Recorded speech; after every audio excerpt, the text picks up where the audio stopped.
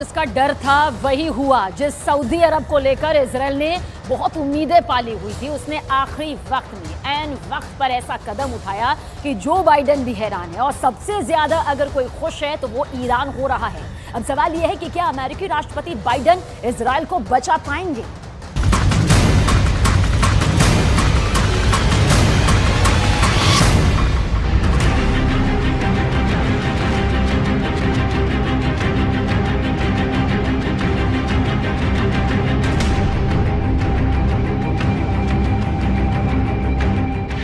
पूरी दुनिया की नजर इस शख्स पर थी। सब जानना चाहते थे कि यह शख्स क्या फैसला लेगा।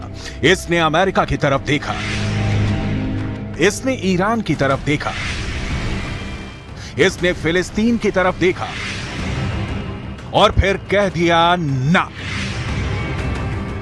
मोहम्मद बिन सलमान ने साफ साफ इनकार कर दिया। इस ना के आगे नए तनाव का खतरा है, इस ना के आगे नए युद्ध का डर है। इस ना की वजह से पूरा पश्चिम एशिया एक भूकंप आने का इंतजार करने लगा है, जो अब पूरी दुनिया को हिला सकता है। सऊदी अरब और इजराइल के बीच फिलिस्तीन का मुद्दा फिर से सुलगने लगा है। जो तबाही मोहम्मद बिन सलमान ने गाजा पट्टी में देखी, जिस खून खराबे की तस्वीरें वेस्ट बैंक से निकलकर पूरी दुनिया तक गई, उन तस्वीरों ने मोहम्मद बिन सलमान को बेचैन कर दिया है। इसीलिए सऊदी अरब ने साफ साफ शब्दों में कह दिया है कि वो इजराइल से किसी भी तरह का समझौता नहीं करेगा। सऊदी अरब ने बता दिया है कि जब तक इजराइल में नेतन्याहू की सरकार है, रियाद और तेल अवीव के बीच दूरियां नहीं मिटेंगी। सऊदी अरब ने यह कहकर इजराइल के साथ दोस्ती के ख्वाब देखने वालों की उम्मीदों पर पानी फेर दिया है। इस खबर ने पूरे पश्चिम एशिया में नया तहलका मचा दिया है। फिलिस्तीन के गाजा पट्टी से लेकर वेस्ट बैंक और सीरिया से लेकर इराक तक इजराइल के खिलाफ एक नया मोर्चा सुलग सकता है और इसकी कमान अब ईरान के साथ सऊदी अरब भी संभालेगा। पूरे इजराइल में ऐसा ही डर सताने लगा है। अब तक सऊदी अरब की तरफ इजराइल बहुत उम्मीद भरी नजरों से देखता रहा है, लेकिन बेंयामिन नेतन्याहू की फिलिस्तीन पॉलिसी ने ऐसी तमाम कोशिशों की जड़ में मट्ठा डाल दिया है।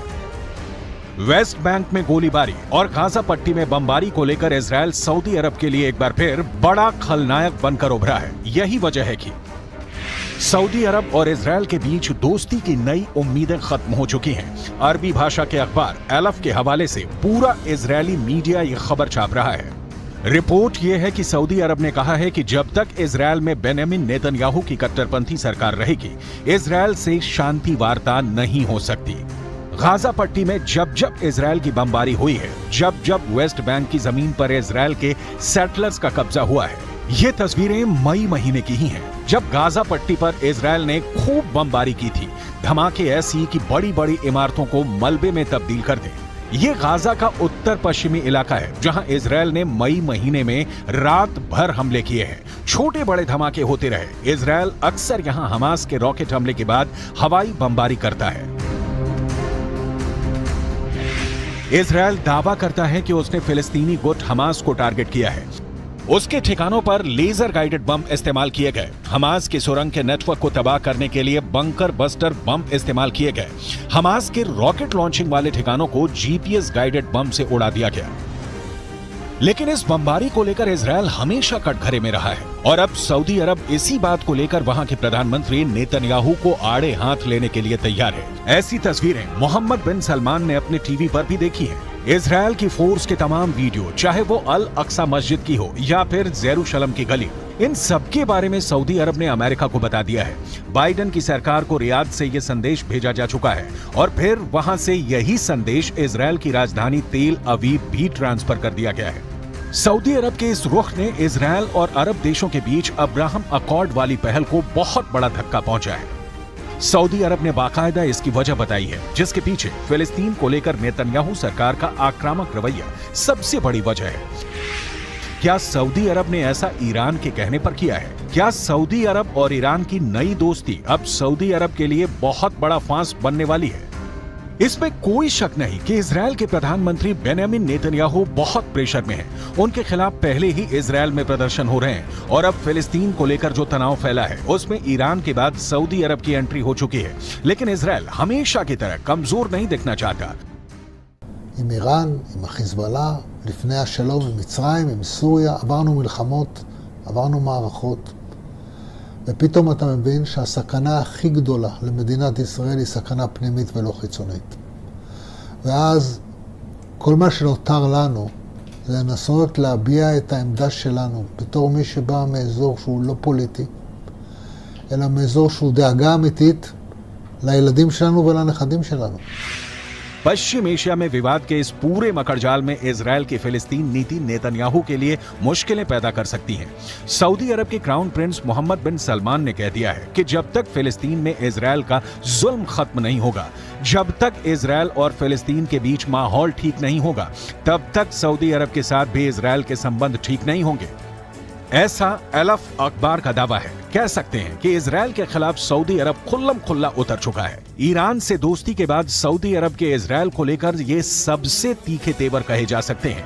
सऊदी अरब ने साफ साफ बोल दिया है कि जब तक इजरायल में नेतन्याहू सरकार है, रियाद और तेल अवीव के बीच तनाव कम नहीं होगा। फिलिस्तीन में हिंसा अरब मुल्कों को इजरायल के खिलाफ एकजुट कर सकती है। ये ख्याल इजरायल से ज्यादा अमेरिका के लिए बड़ा खतरा पैदा करने लगा है। क्या पश्चिम एशिया में एक बार फिर सऊदी अरब की लीडरशिप में तमाम अरब मुल्क फिर से इजरायल के खिलाफ एकजुट हो जाएंगे? क्या अरब मुल्क और ईरान एक साथ आए तो इजरायल और अमेरिका की ताकत कमजोर पड़ जाएगी?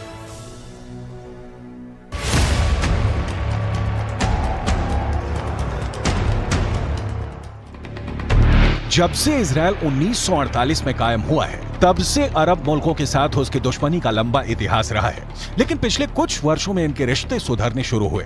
बहुत से अरब देशों और इजरायल के बीच राजनयिक रिश्ते कायम हुए हैं। इसे अब्राहम अकॉर्ड का नाम दिया गया और अरब देशों के बीच इजरायल की इमेज बिल्डिंग को एक नया लॉन्च पैड मिल गया। इसे पश्चिम एशिया में शांति कायम करने का नया तरीका बताया गया। अब्राहम अकॉर्ड को उसके अंजाम तक पहुंचाने वाला अमेरिका इजरायल और सऊदी अरब की सुलह कराने में भी जुट गया। Excellency, my friend, the foreign minister, and I agreed that we should work together to increase the number of the direct flights, the tourism, the trade volume, the investment. UAE यानी संयुक्त अरब अमीरात, Sudan, Morocco और Bahrain अब Israel के साथ अपने रिश्तों की शुरुआत कर चुके हैं। फिर ऐसा लगने लगा कि पश्चिम एशिया में अरब मुल्कों के बीच सबसे बड़े खिलाड़ी सऊदी अरब के रिश्ते भी इजरायल से सामान्य हो सकते हैं।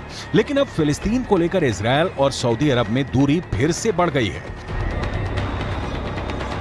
इससे पहले सऊदी अरब ने जॉर्डन में अपने राजदूत को फिलिस्तीन का अनिवासी राजदूत करार दिया था। राजदूत को यरूशलेम में काउंसल जनरल के तौर पर भी काम करने की जिम्मेदारी दी गई। लगा कि इजरायल के साथ रिश्तों को सामान्य करने की जो कोशिश पहले हुई है, उसमें सऊदी अरब ने एक नया पेंच फंसा दिया है, क्योंकि यह भी कहा गया कि यरूशलेम राजदूत के लिए राजनयिक बेस भी होगा। सऊदी अरब को मालूम था कि इजरायल की तरफ से इसका विरोध होगा और ऐसा हुआ भी। इजरायल ने फिलिस्तीन अथॉरिटी में सऊदी अरब के राजदूत के लिए यरूशलेम को राजनयिक बेस बनाने के विचार को खारिज कर दिया। इजरायल ने कहा कि सऊदी अरब के नए राजदूत फिलिस्तीन अथॉरिटी के साथ मुलाकात कर सकते हैं, लेकिन उन्हें यहां स्थायी तौर पर रहने नहीं दिया जाएगा। सऊदी अरब ने एक बार ये फिर दिखा दिया है कि वो फिलिस्तीन का बड़ा समर्थक है। फिलिस्तीन के मुद्दे पर इजरायल फिर बड़ा टारगेट बन सकता है। अमेरिका इस बात को लेकर डरा हुआ है, क्योंकि लेबनान जाकर फिलिस्तीन गुट हमास के उप प्रमुख ने यह ऐलान कर दिया है कि इजरायल को फिर से हिलाने का वक्त आ गया है। यह तस्वीर हमास के उप प्रमुख सालेह अल अरूरी की है। अरूरी ने लेबनान जाकर फिलिस्तीन को आजाद करने को लेकर बने पॉपुलर फ्रंट के उप महासचिव जमील मजहर से मुलाकात की। इस मुलाकात में तय हुआ कि इजरायल के खिलाफ इंतीफदा यानी फिर से हथियार बंद विद्रोह का वक्त आ गया है। इन दोनों संगठनों को ईरान का पूरा समर्थन है और फिलिस्तीन को लेकर ईरान इनको फंड भी करता है और हथियार भी देता आया है। इसलिए बड़ी पिक्चर में युद्ध का जो खतरा मंडरा रहा है, उसमें ईरान इजरायल के लिए बहुत खतरनाक साबित हो सकता है। इन दोनों की दुश्मनी किसी भी वक्त युद्ध में तब्दील हो सकती है। इजरायल और ईरान एक दूसरे के सबसे बड़े दुश्मन हैं। दोनों ही एक दूसरे को मिटाने की धमकियां देते हैं। इजरायल को लेकर ईरान बहुत आक्रामक रहा है और उसे नक्शे से मिटाने की बात भी करता रहा है। यही हाल इजरायल का है, जिसके नेताओं ने भी परमाणु धमकियां देनी शुरू कर दी हैं। ईरान के राष्ट्रपति इब्राहिम रईसी ने हाल ही में इजरायल के 2 बड़े शहरों को मिटाने की धमकी दी, जिसके बाद युद्ध का खतरा बढ़ने लगा।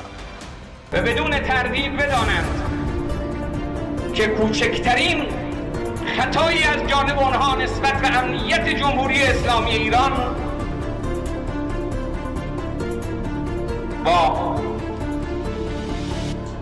نابودی ایفا و تل‌آویو